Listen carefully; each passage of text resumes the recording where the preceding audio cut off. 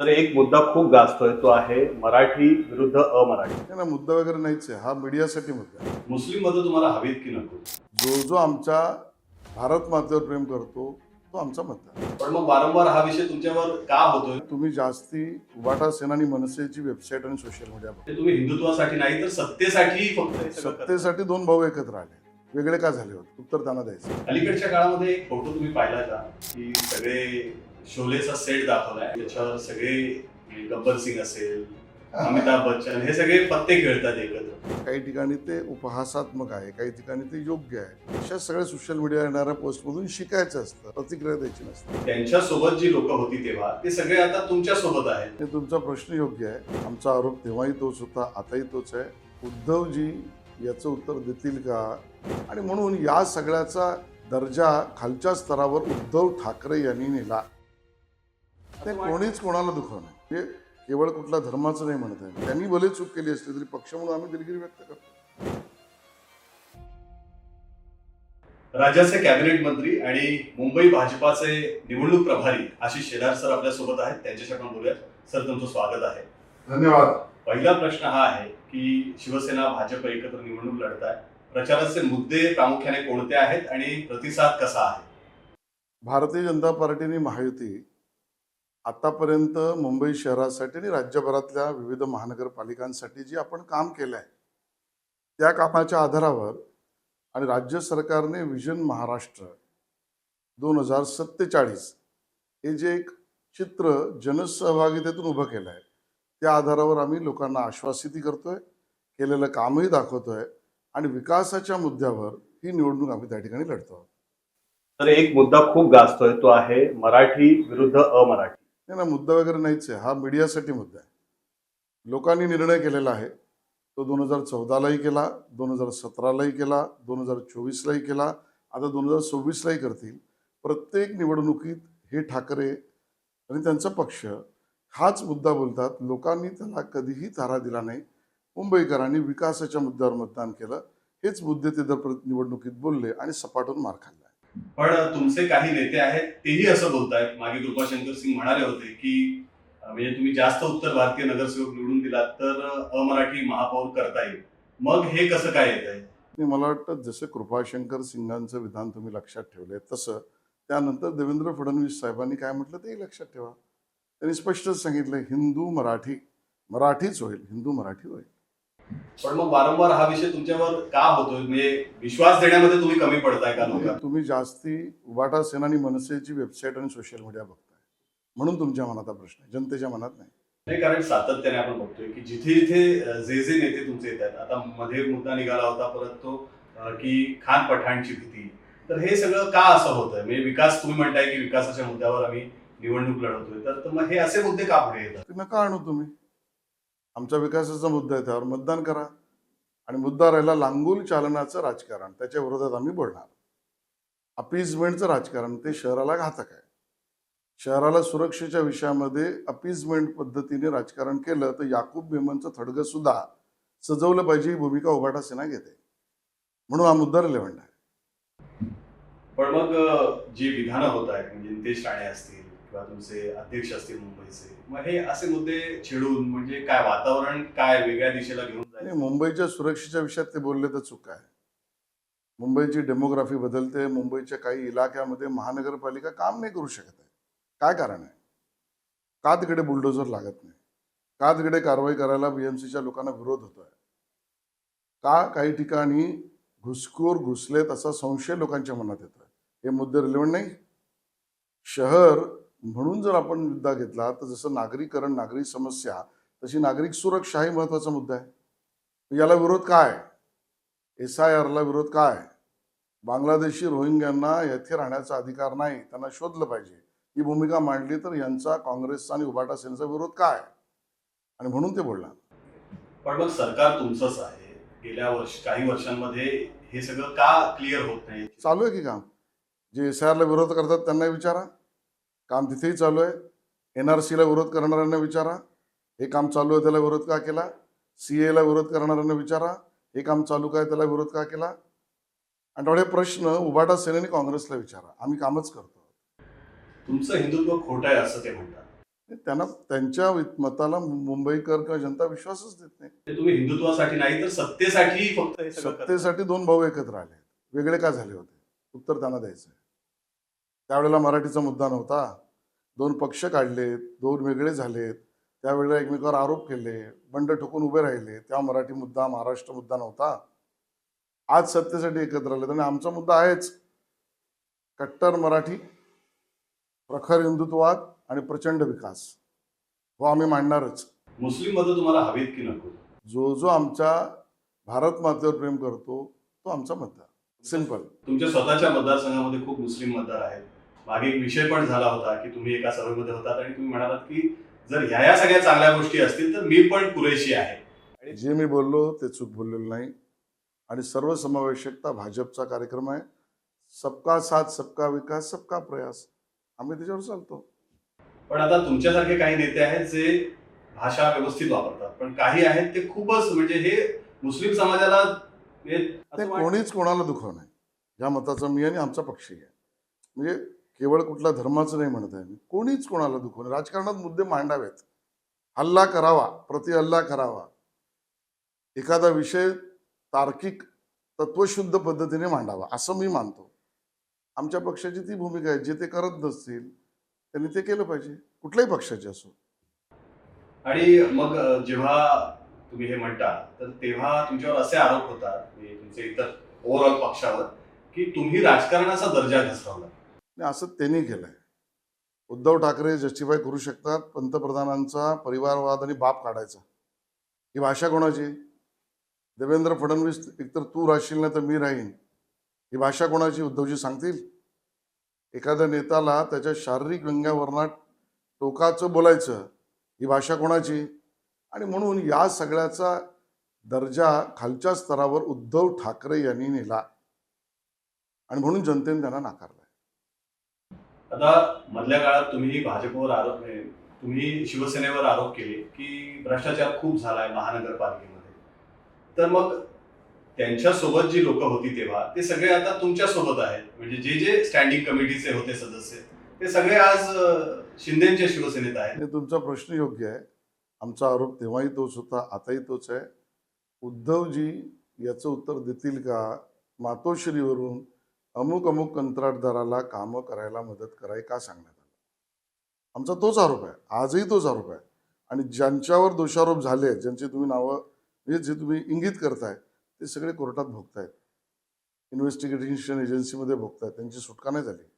पण उद्धवजींनी हे घडवलंय असाच आमचा आरोप आहे आणि त्याचे पुरावे सुद्धा हळूहळू सापडत आहेत. पण मग ते मधल्या काळात खूप सगळे पुरावे आमच्याकडे आहेत तुमचे काही नेते सांगतात. चालू आहे ना, एजन्सीचं काम चालू आहे. एजन्सीचं काम चालू आहे. सगळ्या गोष्टी ज्या न्यायिक प्रक्रियेत आहेत किंवा तपास यंत्रणात आहेत ते त्यांचं काम करतायत. त्यांच्यातनं कोणाची सुटका झाली असं माझ्या तरी पाहण्यात आलेलं नाही. अजितदादांना क्लीन चिट मिळाली मधल्या काळात. ते न्यायालयाचं प्रकरण आहे, त्यालाही अपील झालेलं आहे. मला वाटतं न्यायिक प्रक्रियेवर पॉलिटिकल असर्शन करणं आणि पॉलिटिक्स न्यायालयात नेणं दोन्ही गोष्टी चुकीच्या आहेत असं मला वाटतं.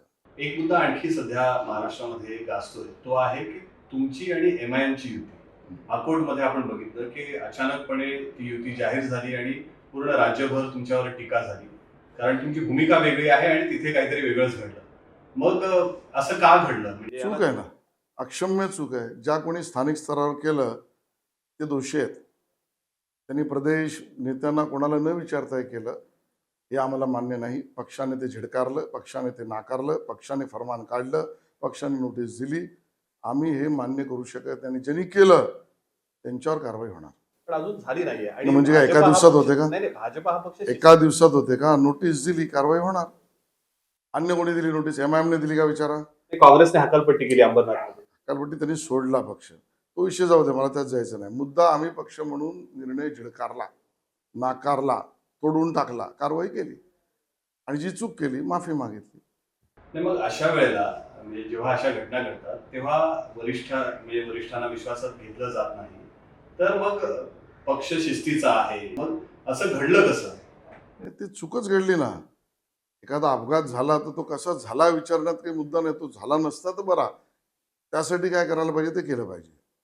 त्यामुळे जे घडलं ते चूकच आहे. न विचारता केलं आहे, प्रदेशाला न विचारता केलं आहे आणि त्या दोषींना शिक्षा होणार. आणि अंबरनाथ बद्दल काय सांगा? ती सेमच. ही आम्हाला मान्य नाही. काँग्रेसची कुठली युती मान्य नाही. स्थानिक स्तरावर ज्यांनी केलं ते दोषीच आहेत. आणि जनतेला, मतदारांना सुद्धा त्यांनी भले चूक केली असली तरी पक्ष म्हणून आम्ही दिलगिरी व्यक्त करतो. ही त्यांची चूक असली तरी त्याचं कारवाई आम्ही करतो. सगळे भाजपमध्ये आले. नाही, कोणी पक्ष सोडणं हा वेगळा विषय. एक दोन पक्षांनी युती करणं हा वेगळा विषय. एखादा पक्ष किंवा एखादा व्यक्ती किंवा एखादा गट संविधानिक निवड प्रक्रियेनुसार जर सोडत असेल तर त्याच्यात काही चूक नाही. अलीकडच्या काळामध्ये एक फोटो तुम्ही पाहिला का, की सगळे शोलेचा सेट दाखवलाय आणि त्याच्यावर सगळे म्हणजे गब्बर सिंग असेल, अमिताभ बच्चन हे सगळे पत्ते खेळतात एकत्र. तर अशी स्थिती झाली आहे का राजकारणाची आज? बघा ह्या व्यंगचित्र हे आपलं मी म्हणेन प्रचाराचा भाग आहे. काही ठिकाणी ते उपहासात्मक आहे, काही ठिकाणी ते योग्य आहे. अशा सगळ्या सोशल मीडिया येणाऱ्या पोस्टमधून शिकायचं असतं, प्रतिक्रिया द्यायची नसते. काय शिकायचं? नाही, जे चूक करेल की त्यांनी असंच शिकलं पाहिजे. असंच राहायचं पाहिजे राजकारण? मला असं वाटत नाही. ज्यांना असं वाटत असेल त्यांना लुखलाभ लाभो. आम्ही काय शिकलं पाहिजे ते आम्ही शिकतो. अजितदादा हे सातत्याने भाजपावर टीका करतायत. राज्यात तुमच्या सोबत आहेत ते आणि जेव्हा निवडणुकांमध्ये आहेत ते वेगळे आहेत. मुंबईमध्ये मग पण त्यालाही वेगळे आहेत. सडोतड उत्तर रवींद्र चव्हाण साहेब देत आहेत, चंद्रकांत दादा पाटील देत आहेत. जी निवडणूक एकमेकाच्या विरोधात लढू त्यात तारतम्य बाळगलं पाहिजे. महायुतीत लढलं पाहिजे, नसेल शक्य तर वेगळे लढताना तारतम्य पाळलं पाहिजे. त्या तारतम्यात घसरण झाली तर सडेतोड उत्तर मिळेल, कुठलाही पक्ष असो. मग इथे म्हणजे असं काय होतंय की मुंबईमध्ये नाही झाली, ठाण्यामध्ये युती नाही झाली, मला अनेक वाटतं ना ठिकाणी. तुम्ही खूप गोष्टी विसरताय. देवेंद्रजींनी सुरुवातीला स्पष्ट केलं की आम्ही महायुतीत लढू आणि जिथे विरोधकांना स्पेस मिळेल असं वाटतं तिकडे वेगवेगळेही लढू. हे पहिल्यांदाच त्यांनी घोषित केले. त्यामुळे यातनं फार काही शोधण्याचा प्रयत्न उभाटा सेना आणि मनसेची सोशल मीडिया बघितल्यावर पडतो. आम्ही मांडलेली भूमिका स्पष्ट आहे आणि जो विरोधात लढेल आणि चुकीचे आरोप करेल त्याला सडेतोड उत्तर देऊ. शहरामध्ये प्रदूषणाचा विषय खूप गाजतो आहे. तर ते त्या संदर्भात काही उपाययोजना तुमच्या आहे का नजरेसमोर? बघा, खरं तर डोमच्या सभेमध्ये देवेंद्रजींनी ती घोषणा केली, सभेत केली, मीडियासमोर केली. मुंबईच्या बाबतीत मी म्हणतो राज्यभराचं ते अजून सांगतीलच, जाहीरनाम्यात येईलच. 17,000 कोटी एवढा विशेष निधी मुंबईत केवळ पर्यावरण विषयामध्ये काम करण्यासाठी पुढच्या 5 वर्षात आम्ही खर्च करू.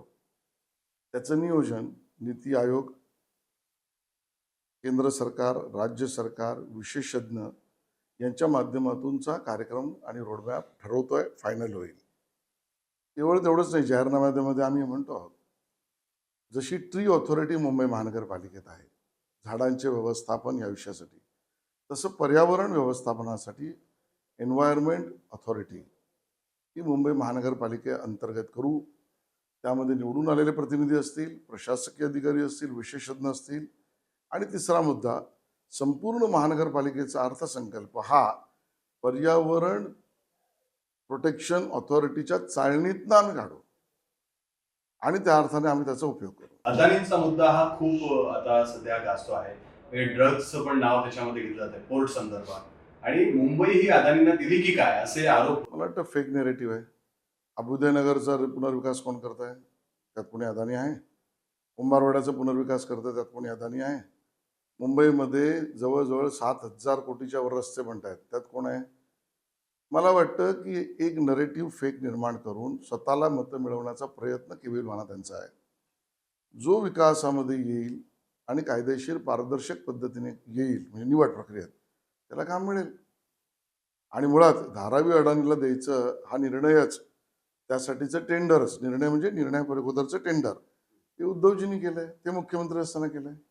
त्याच्या अटी शर्ती त्यांनी घातल्या, त्याच्यासाठी सुटीचे निर्णय त्यांनी केलेत. मग काय म्हणायचं, धारावी अदानीला उद्धवजींनी दिलं? रस्त्यांचा सुद्धा विषय आहे. रस्ते कॉन्क्रिटीकरण आणि सगळे खड्डे. तर त्या संदर्भात काय तुम्ही बोलता? नाही, खरं आहे, ही समस्या खूप मोठी समस्या. मुंबईकर अपेक्षा करतोय की आम्हाला यातनं सुटका मिळाली पाहिजे. याचं मूळ कारण होतं ते एकत्रित रस्ते विकासाचं चित्रच समोर नव्हतं. ते 25 वर्ष उद्धवजींच्या नेतृत्वातल्या महानगरपालिकेने संकल्प चित्रच बनवली नव्हती. कंत्राटदार सांगेल ती कामं, ते सांगतील ती टेक्नॉलॉजी आणि ते सांगतील त्या अटी शर्ती या आधारावर भ्रष्टाचाराची गंगा रोडच्या कामामध्ये झाली. एकनाथ शिंदेजी मुख्यमंत्री झाल्यावर आपण निर्णय केला आणि काम सुरू केलं की सिमेंट कॉन्क्रिटायझेशन ऑफ द रोड हे देवेंद्रजींनी एकनाथजींनी मुंबई शहरात 4 वर्षाचा कार्यक्रम दिला. 4 वर्षात सर्व रस्ते सिमेंट कॉन्क्रीट केले तर खड्ड्याचा विषयच येत नाही. युटिलिटीज अंडरग्राऊंड होतात डक्टमध्ये आणि मग एकत्र 4 वर्षात सगळे रस्ते करायचे तर एका वर्षामध्ये जास्त रस्ते करावे लागतील. मग जास्त रस्ते खोदले का ट्रॅफिक कंजेशन होतं म्हणून बोंब मारायची आणि जे कंत्राटदार मोठे तेच भ्रष्टाचारात लिप्त झालेले कंत्राटदार नाही, जे नामवंत ज्याला आपण म्हणू किंवा मोठी कामं करणारे कंत्राटदार आहेत LNT टाईप त्यांना शहरात आणलं तर आदित्य ठाकरेंनी विरोध करायचा. त्यामुळे ही फॅलसी आहे. आता 3 वर्षाचा कार्यक्रम अतिशय सुचारूपणे बनलेला आहे. काय आवाहन कराल तुम्ही मतदार? नाही, मुंबईकरांना माझं आव्हान आहे की ही निवडणूक ही मुंबईच्या भाग्याची 1,40,00,000च्या वर लोकसंख्येला सेवा देणारी 40,000 कोटीच्या वरचं बजेट असलेली अर्थसंकल्प असलेली आणि आंतरराष्ट्रीय स्वरूपाच्या विकासाची रचना अपेक्षित करणाऱ्या मुंबईची आहे. राज्याच्या राजधानीची आहे. तुमचं प्रत्येक मत महत्त्वाचं आहे. तुमचं मत नक्की करा, मतदान 100% करा आणि महायुती म्हणजे विकास, महायुती म्हणजे संस्कृती संरक्षण आणि स्वप्नांची पूर्ती, महायुती म्हणजे प्रथा परंपराचा वाहक आणि प्रगतीचा आलेख म्हणून महायुतीला मतदान करा. धन्यवाद सर.